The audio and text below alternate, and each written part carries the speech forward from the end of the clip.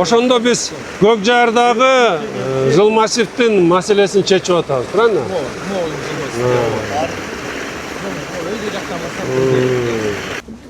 Бияк канча эме кубту эмеге расчет кылдыңар? Биздики азыр биякта 3 скважина бар, дагы 2 дополнительный скважинаны бурить эттик да. 160 кубтан, они здесь находятся. Здравствуйте. Здравствуйте. У вас здесь все это автоматизировано, правильно, да? Это? Каждый насос, получается, у вас на автомате стоит? Счетчиктер вы? Арбир насос такой. Каждый скважина. Так, у нас скважина, каждая скважина, сколько вы сейчас вообще возможности скважины будут?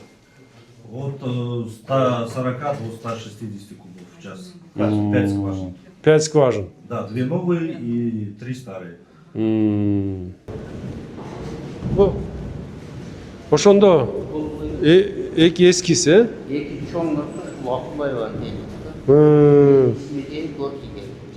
Это дозаторы хлора. Ага. Установлены 4 дозатора хлора. 2 рабочих, 2 резервных. В каждый резервуар идет 4 хлоропровода. Тоже 2 рабочих, 2 резервных.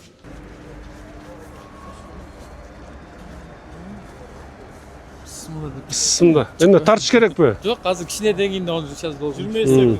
25 секунд, э?